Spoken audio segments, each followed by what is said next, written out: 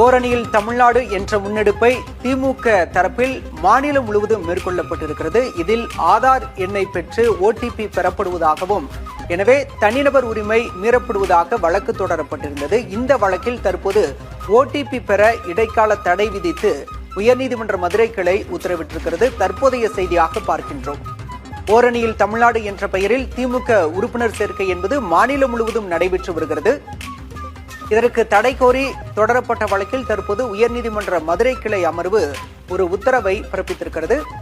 ஓரணியில் தமிழ்நாடு உறுப்பினர் சேர்க்கை நடத்தலாம், ஆனால் அவர்களிடம் ஓடிபி பெறக்கூடாது என்ற அறிவுறுத்தலை நீதிமன்றம் வழங்கியிருக்கிறது.